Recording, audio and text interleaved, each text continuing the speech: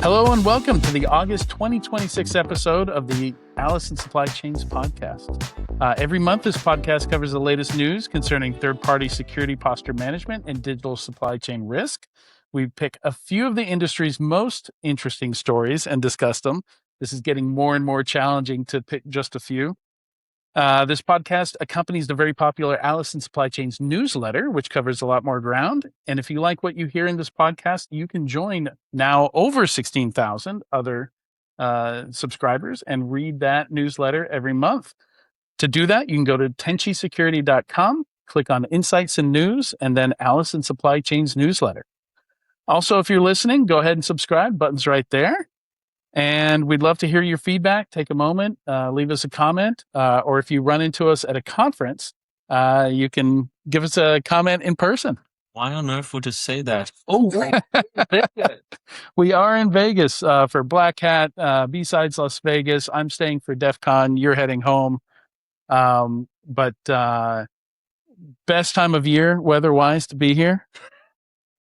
It's just pleasant, so pleasant. There's 9% humidity, 44 feels like the Celsius. I don't even know how many Fahrenheit. That's too many Fahrenheit. Yeah, it's 112. I mean, this is one of the reasons I think Fahrenheit makes more sense for for measuring human weather, because 0 degrees is too cold, 100 degrees is too hot.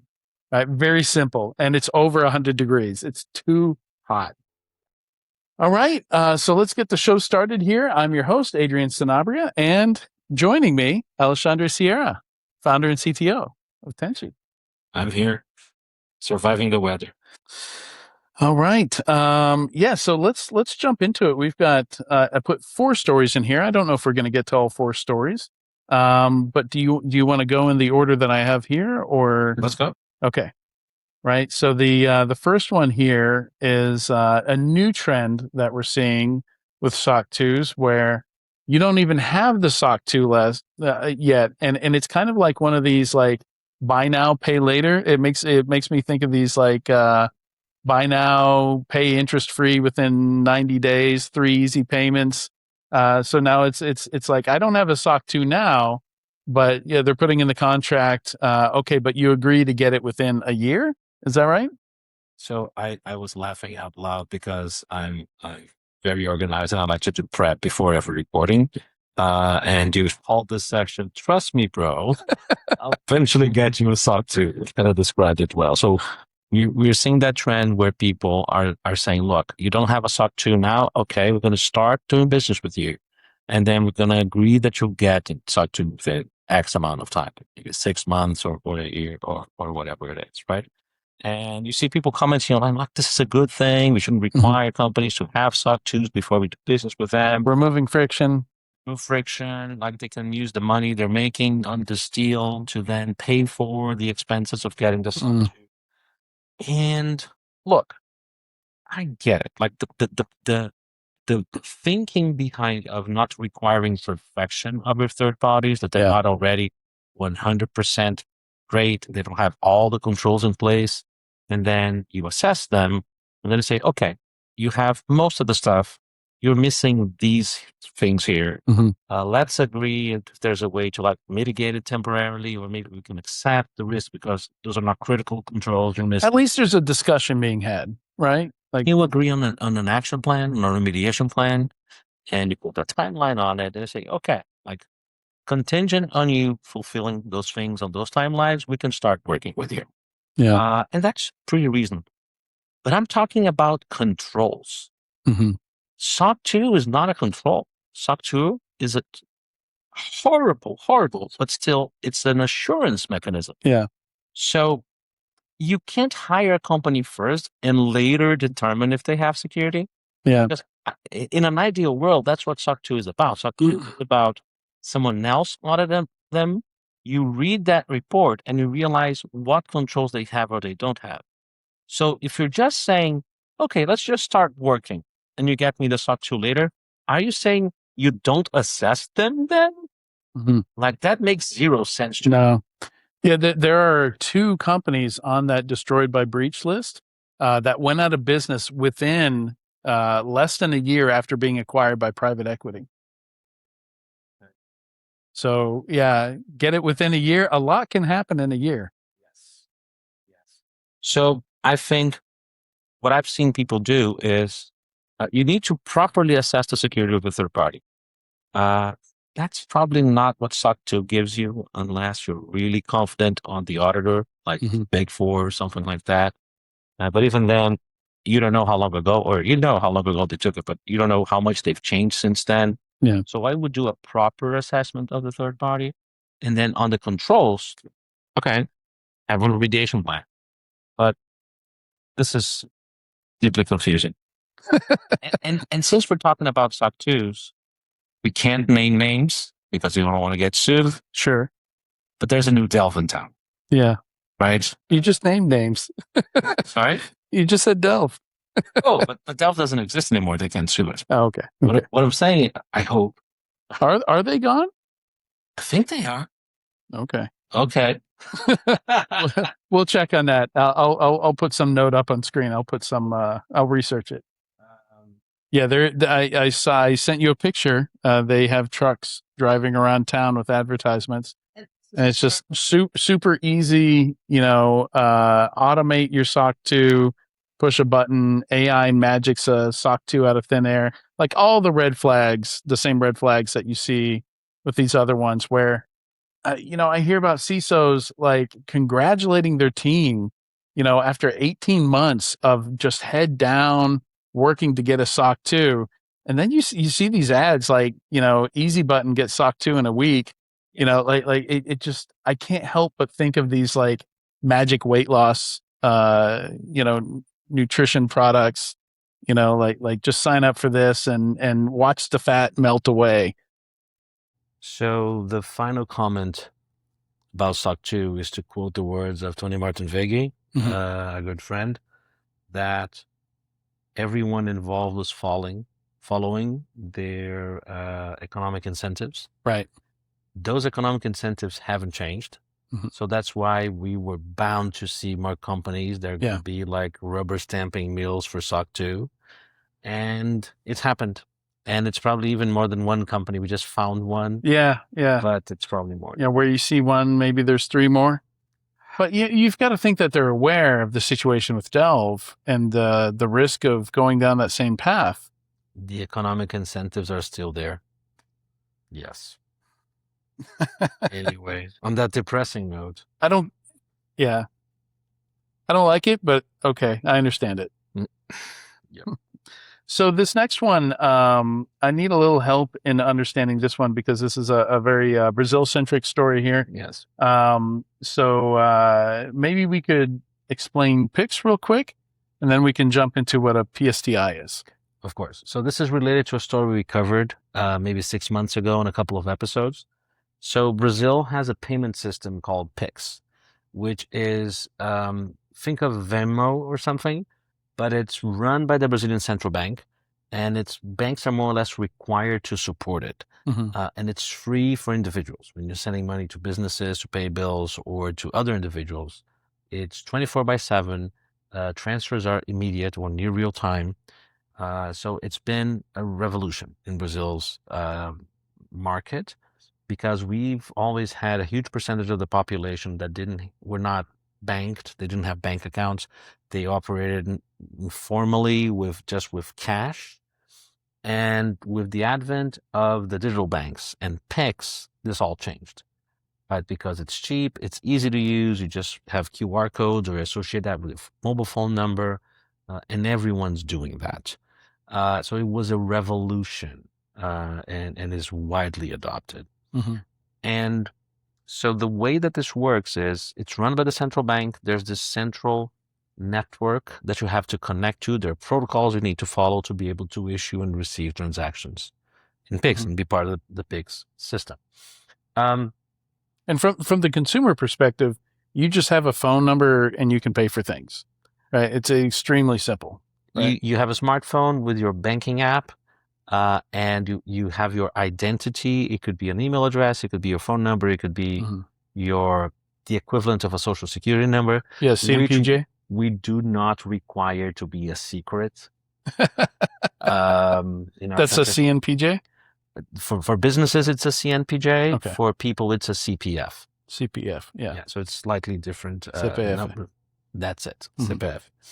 And so if you're a big bank and you have a huge IT infrastructure and compliance infrastructure, you go through the work of building the connectivity to the PIC system yourself. Mhm. If you are a bank like HSBC, which we learned through public information that came to light during those incidents, you don't have a huge presence in Brazil, but you have some, and you want to be connected to this.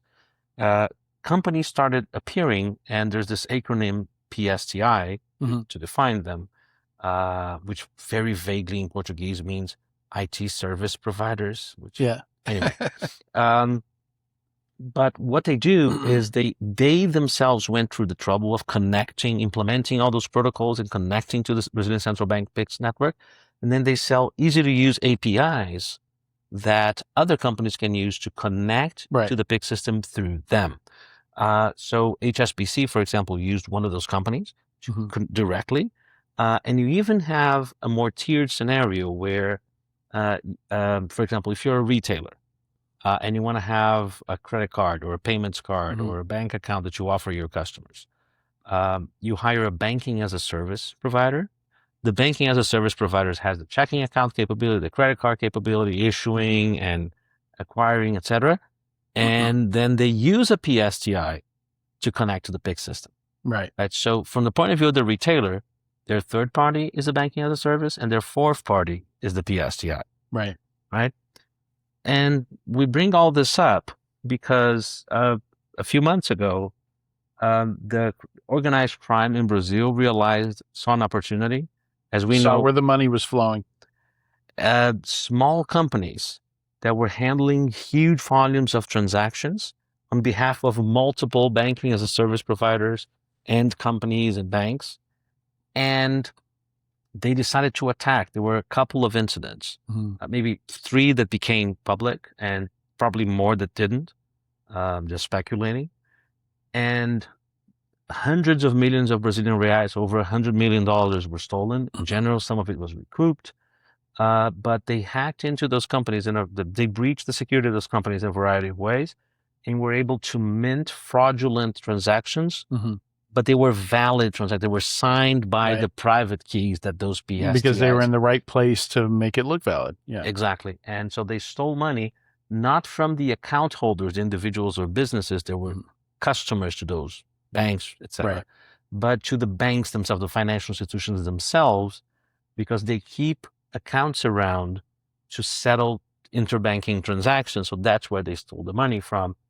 I speculate, again, because differently from accounts associated with end customers and businesses that are very frequently closely monitored for fraud, those ones are only supposed to be moved around by the bank's own systems and by their treasury. So I have to assume they were less closely monitored. Yeah. Then they were less closely monitored then. Yes, I imagine they're very closely monitored by now. Yes. So what happened was the first PSTI to be breached, CMMC Solutions, just announced that, okay, I need to say something else before that. As a consequence of those breaches, the Brazilian Central Bank tightened the requirements for you to be a PSTI. So there were a bunch of PSTIs before. There were 9 of them, if I recall correctly. And some of them hadn't even been audited yet to make sure, because you had like a grace period. You could operate for a big while and not even be audited to see if you were meeting all the then rather vague and high-level security requirements that the Brazilian Central Bank required of you. Since then, the Brazilian Central Bank changed those timelines. They published a lot of new regulations stating in very, very precise detail all the security controls you need to have. And it's more PCI-like now. It says you need to have budgets, you need to have people with the right experience in certain key positions. You need to do security monitoring, including threat intelligence monitoring, things like that. Yeah. And they even increase like capital requirements for companies to be PSTIs, even just like business. You have to be a certain size. Exactly.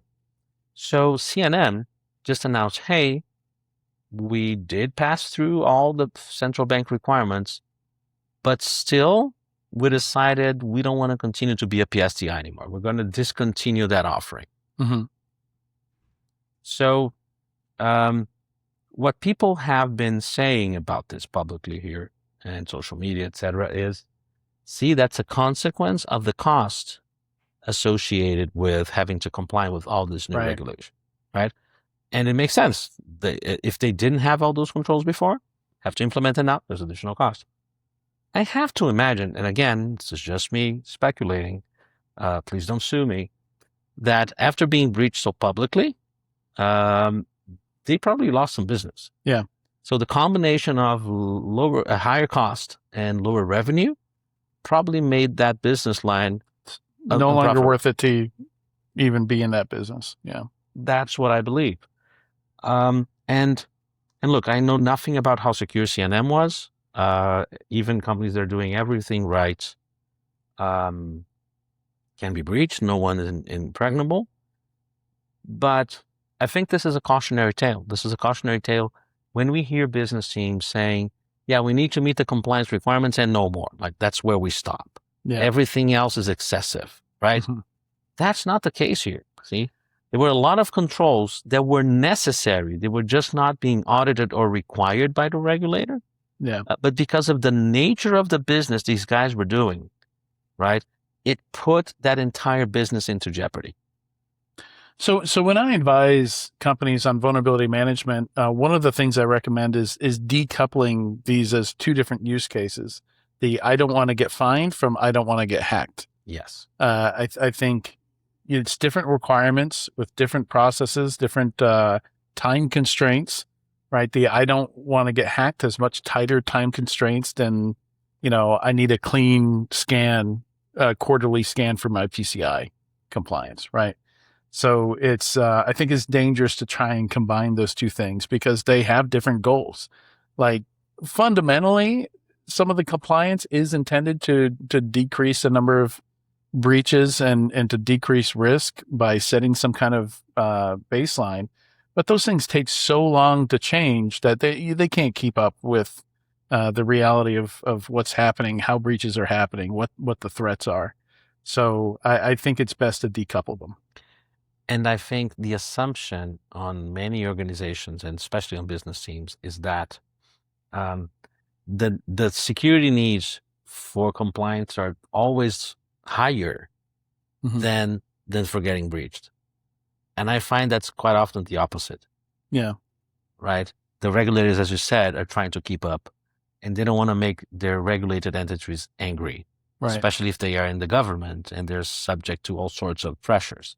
Right. Right. So anyway, so that to me is kind of the cautionary tale here for organizations, is that no, it's not enough to meet the regulations. You have to actually assess your risk and the risk of your third parties, because in this case here, third parties and fourth parties were involved to make sure they're not just meeting regulations. That's not enough. How risky is the operation? And so how much control do I need to have? How risky is the operation? So, the example I heard earlier this week is a drywall contractor no longer wished to be a defense contractor because CMMC was phase 2 was just too much work. Like, it didn't make sense. It was low margin. And, drywall contractors probably not going to get targeted unless there's some path through them into a bigger target or something like that.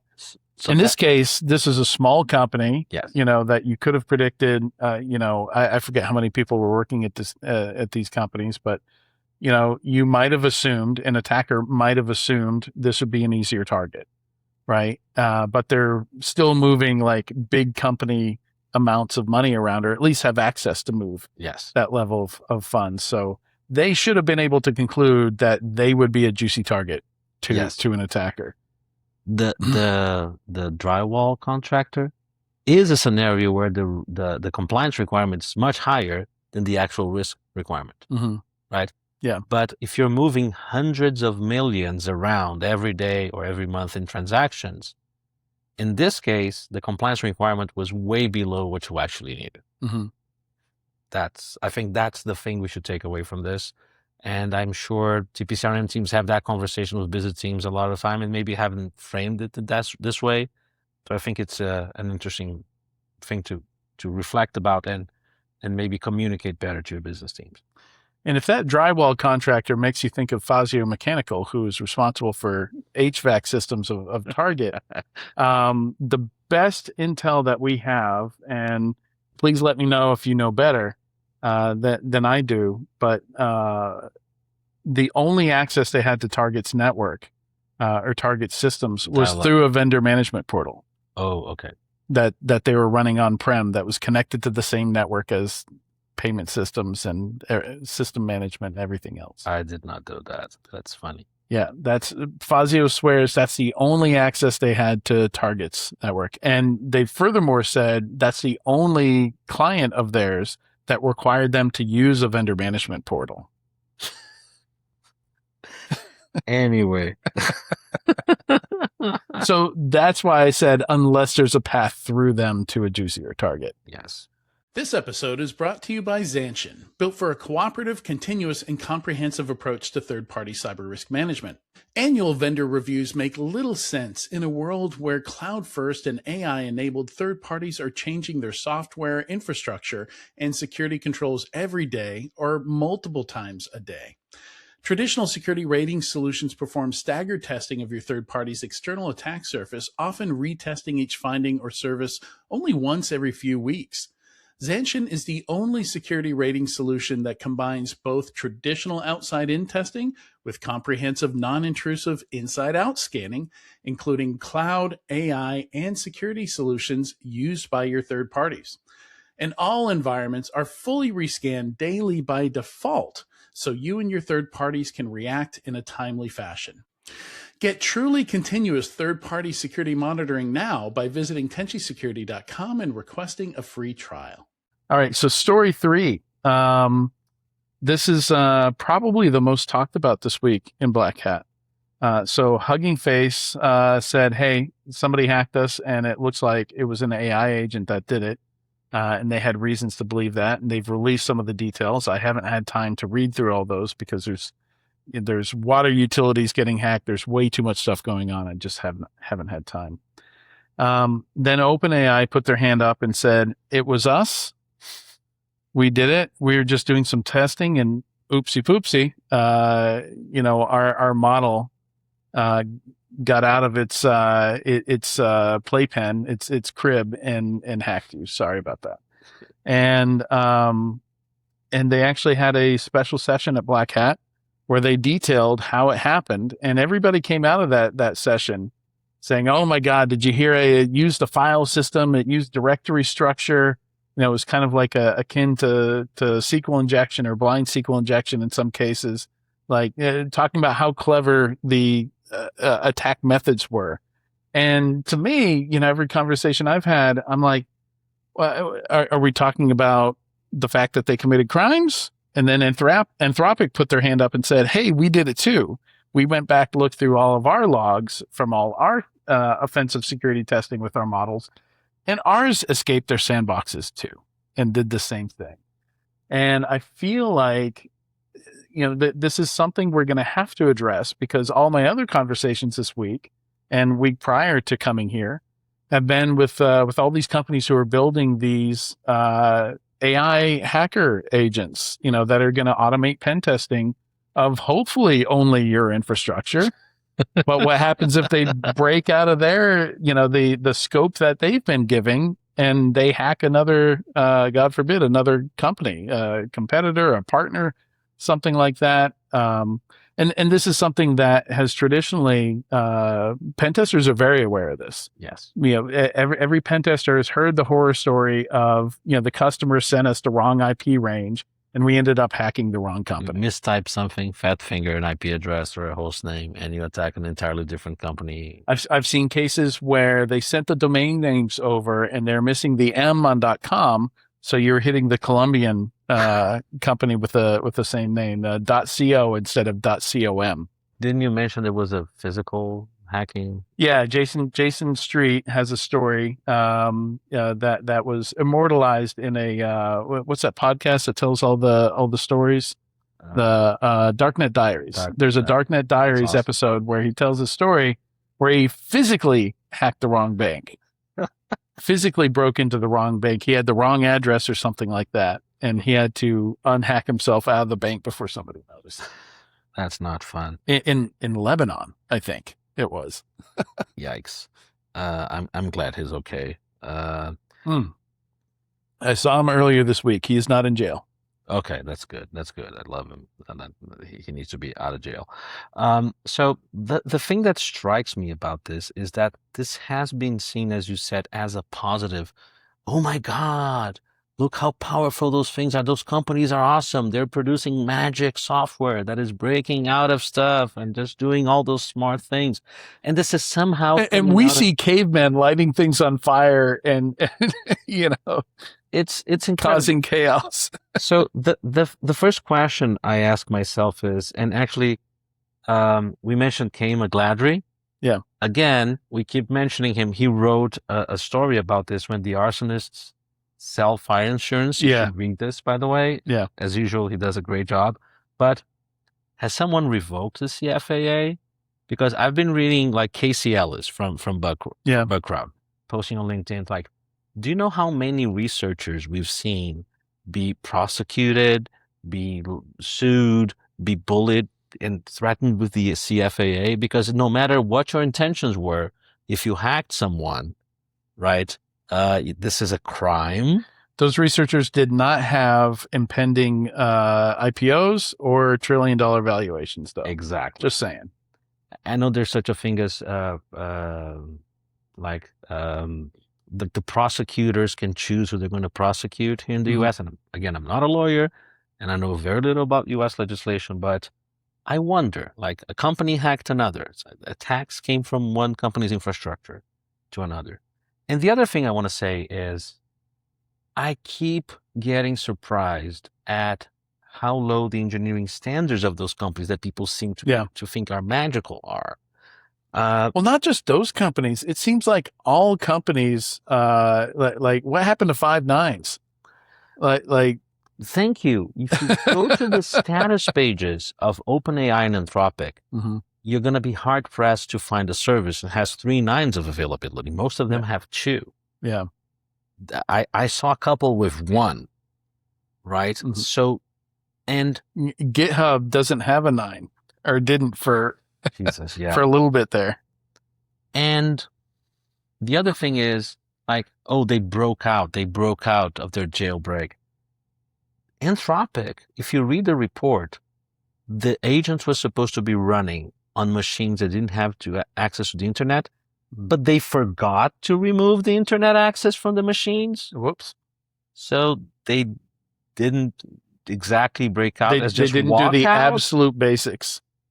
So that's, again, I don't want to throw words like negligent around, but because they have legal meaning. And again, I'm not a lawyer and I don't know, but that's egregious. Yeah. Egregious.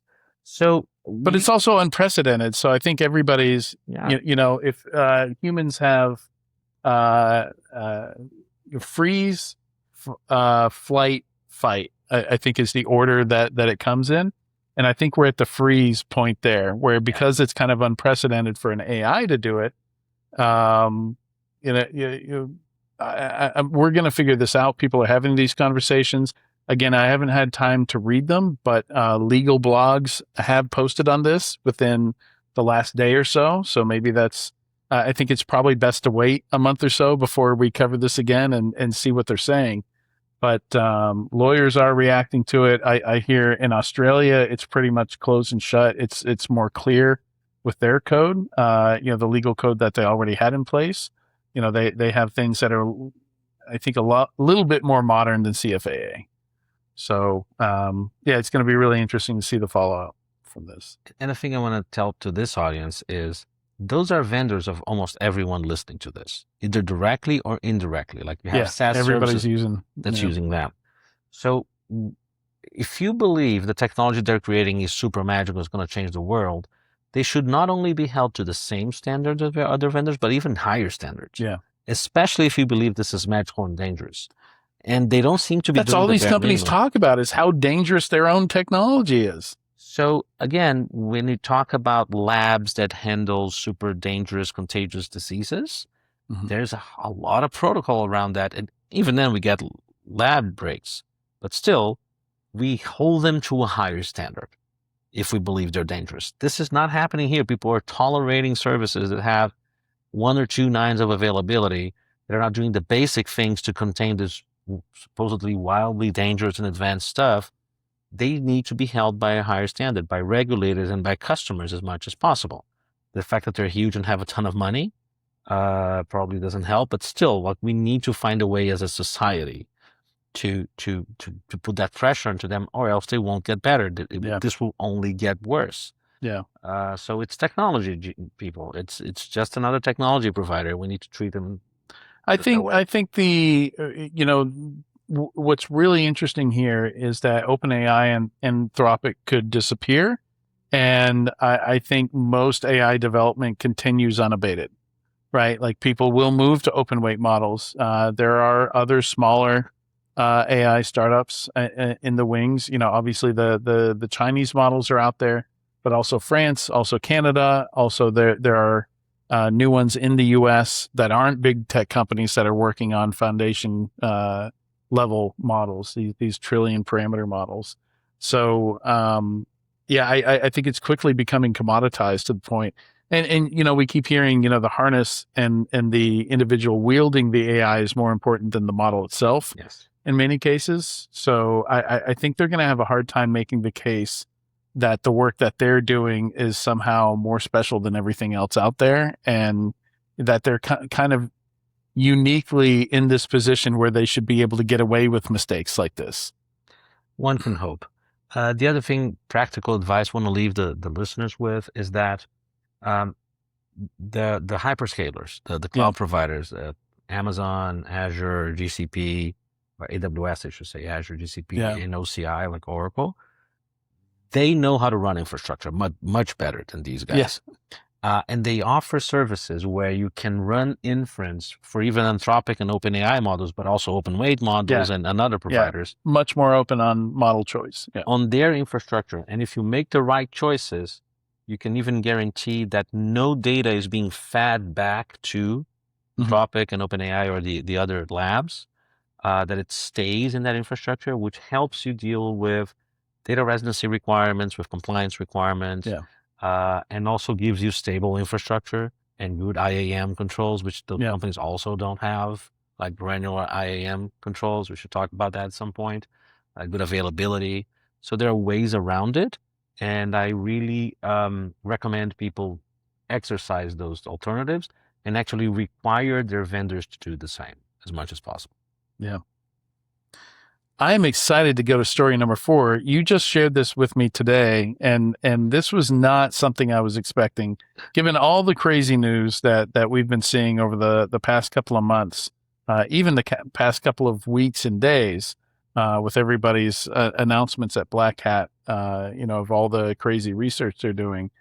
So we've seen lawyers, at least here in the U.S., I don't know about Brazil, if this is also a problem, where judges are getting upset with lawyers because they're being lazy. They're letting AI write their, I forget the correct legal terms to use for the, what they present to the court that have precedent mentioned, and the precedent is hallucinated. It never happened. Yep. And I think in Arizona specifically, we've seen some lawyers banned from certain courts, for just using too much AI, turning in AI slop. Judges don't like it, and they have very little patience with lawyers that are good not reason, because this is compromising the quality of the decision, or it's adding a bunch of overhead. So the lawyer burden on the court to check everything, whereas before they could kind of trust the lawyers in a little bit. And it's very much divide from the judges. It's, hey, like this is not law school. Yes. It should not be my job to check and make sure that you've done your job correctly. Yes. Yeah. So tell us what happened in Brazil. So this is a story. I almost fell off my chair when I read it, to be honest, because we keep saying that AI is going to democratize offensive security. So this is one example. Yeah. So there's this company in Brazil, super respected company called Natura. They are a cosmetics provider that sells worldwide. They're a public company, very beloved brand. Actually, they make it a point to buy, like, to source their raw materials from indigenous communities, and they are a great company. I have nothing against Natura, quite the opposite. Nothing but respect for Natura. And as it happens with big companies, they do direct sales as well as sales through stores, etc. Sure. And so a customer was reported by Natura to a credit ratings agency as being like they didn't pay something, whatever. And there are consequences whether we're blacklisted or I don't know on a credit ratings agency. And then they sued Natura saying this was done improperly. They were alleging like this wasn't correct. Natura reported me by mistake, and I want to be compensated because this is harming my reputation. I can't get loans. Their credit, their credit was impacted. And then Natura hired a law firm to represent them and to defend them. So this was outside counsel then? It was outside counsel. Okay. And what happened was, in one of the documents, one of the petitions that this law firm submitted to the court, they included a prompt injection. What was the name of the law firm? Claude and GPT?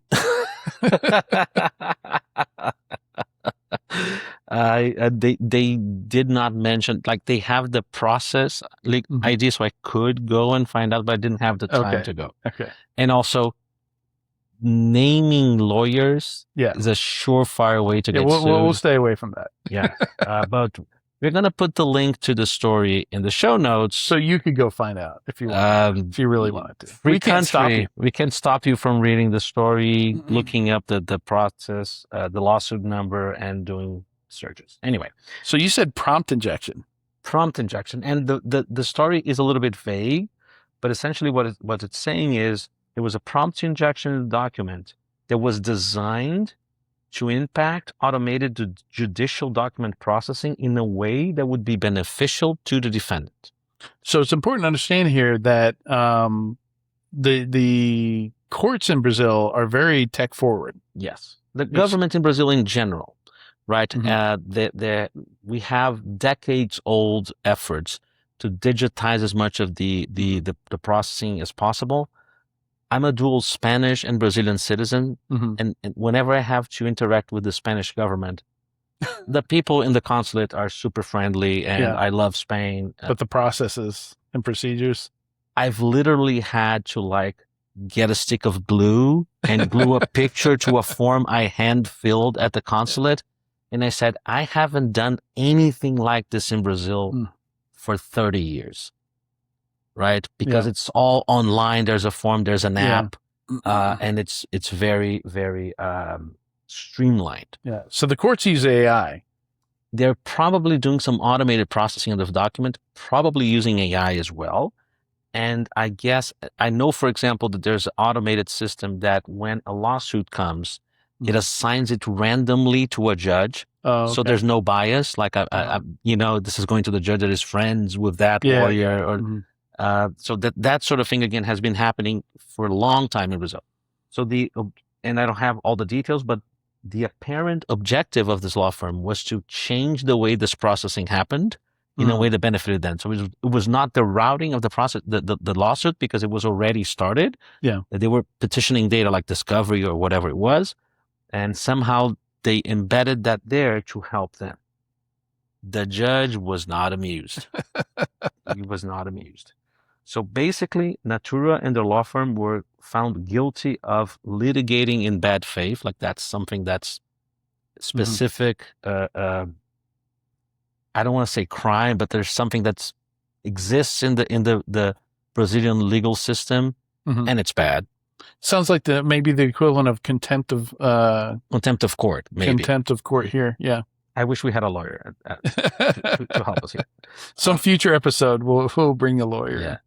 The plaintiff won, so Natura lost. So they also found in favor of the person saying you did the wrong thing. So not only did they lose the case, but they got slapped with fines or something on top of that.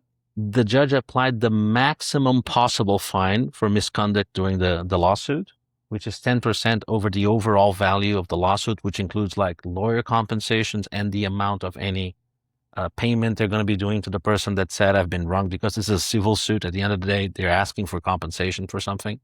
And the judge sent a copy of this to the equivalent of the Bar Association in that state, recommending that the lawyers involved be investigated and go through some sort of disciplinary investigation. Not good. Not good at all. Maybe they should go into offensive security, switch careers. See, AI is democratizing offensive security already. Come on. Everyone can be a hacker now. Jesus.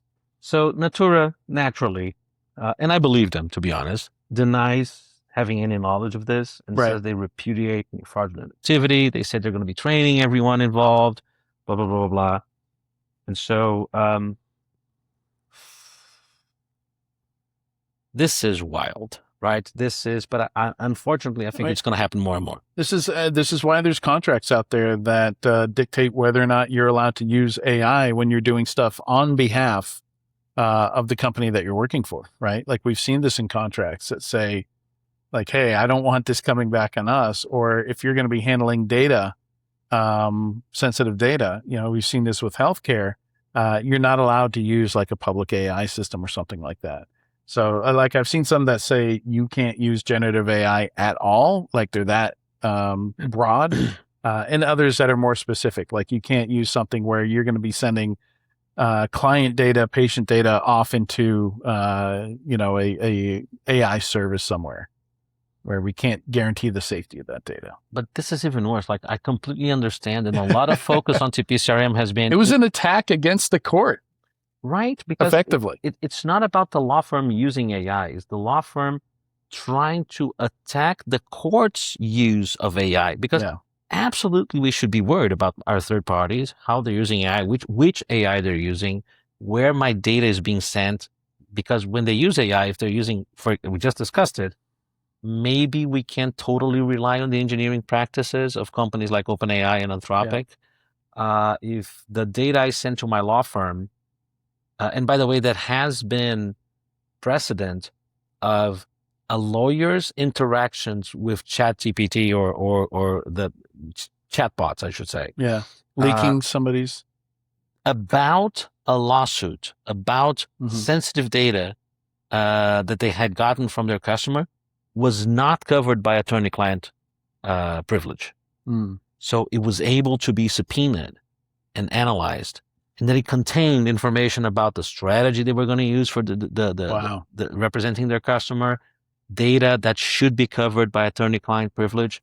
So absolutely, companies should be worried about how their third parties are using AI, especially lawyers, right? And doctors, I should add. But this is even worse. This is like a malicious act. The intent is fraud. It's fraud. It's very important here. And serious brand damage to all involved. The thing I wonder, and we might hear some news about this soon, is if Natura could sue the law firm to recoup any losses they incurred. Yeah. Damage to their image, their brand. Yeah. They lost a lawsuit. Was that impacted by this? I imagine it was. So, but suing the lawyers, that's not fun. Anyway, so go ahead.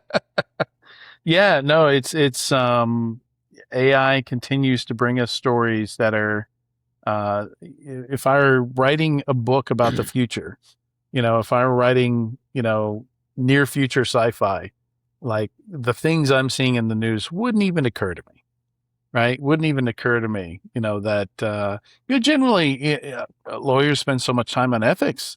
Right. It's hard to imagine them putting prompt injections in a brief or whatever it was that was being processed by the court. This is probably the first time a lawyer has done something untoward.